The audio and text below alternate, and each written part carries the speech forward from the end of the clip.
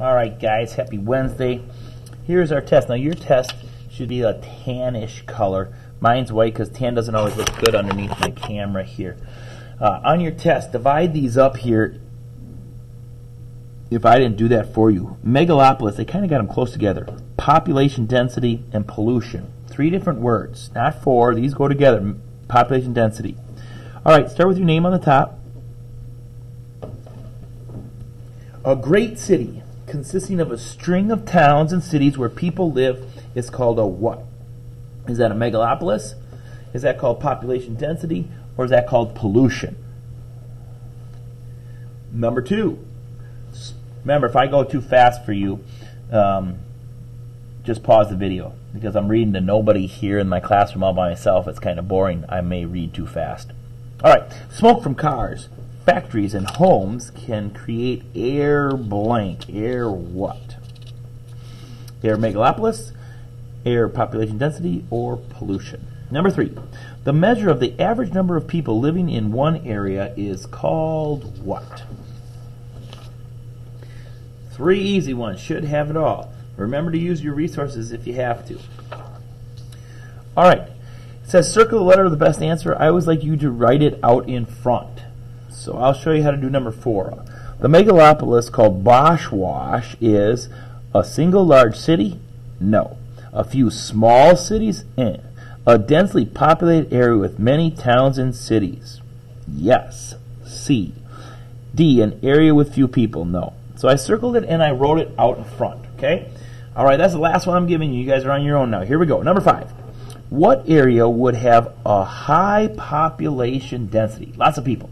Would that be a rural community, a small town, a farming town, or a large city? Number 6. What is one good thing about living in an apartment in an urban area? Urban means city. They usually are not near neighbors. They are near shops and restaurants. They usually are extremely quiet. And I don't want to use D to confuse you. It is not D. Number 7. Population density affects where people live, what people do for fun, how people get around, and all of the above. Number 8. A doctor would most likely work in a... Boy, this sounds a lot like our quiz yesterday.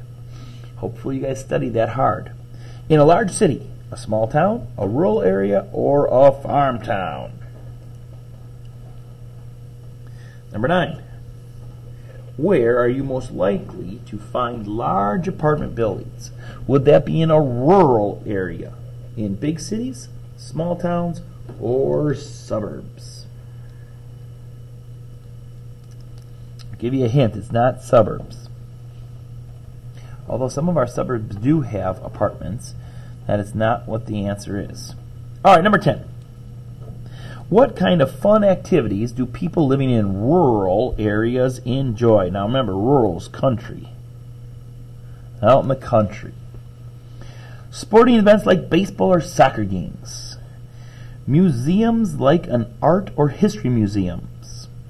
Outdoor activities like fishing or hiking. Tourist attractions like amusement parks. Which one of those do you have out in the country where there's not many people? Okay, number 11. Which of the following would you most likely do in a rural country area? The arts, skyscraper, tourism, or farming?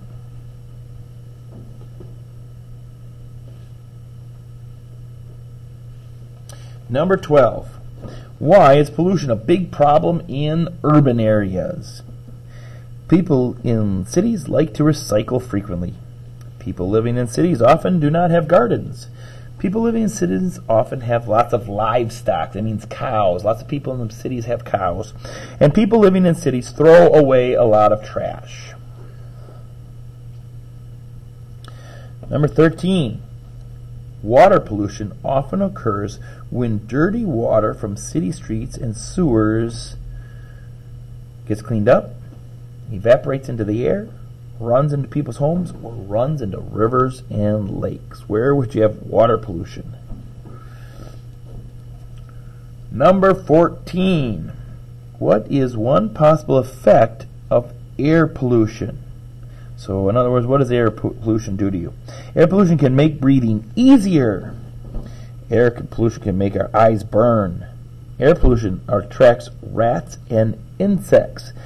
Now remember that too much waste attracts rats and insects, so don't get tricked by that one. That's garbage on the ground. Air pollution can be good for the environment. Number 15. Which of the following would cause land pollution? Driving a car, throwing away trash, spilling oil and water, riding a bike to school. Number 16. Air and water pollution are caused by things people do, low population density, apartment living, pests carrying disease. Number 17, it's not pest carrying disease. Okay, we all know that. Number 17, what attracts visitors to New York City? Is it skiing, hiking, and fishing? Small town friendliness? Many things to do for fun? Or low population density? Number 18. What information must you research if you want to create a population density map of your state?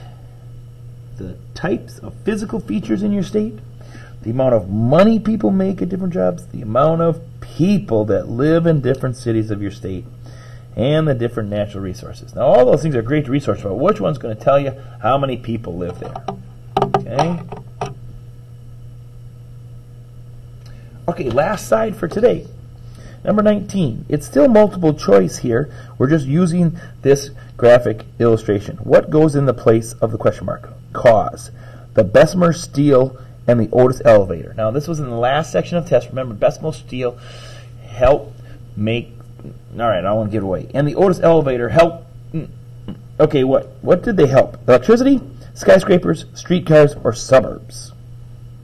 So we'll just take our answer, put it right here. So pick A, B, C, or D. These two things help what? The effect was, because we had these two things, we had also what? And 20. Changes in transportation in the 1900s, such as trolleys and cars, caused people to... Trolleys and cars. What did that help people do? Move to the suburbs, live in tall buildings, find jobs in rural towns, or all of the above?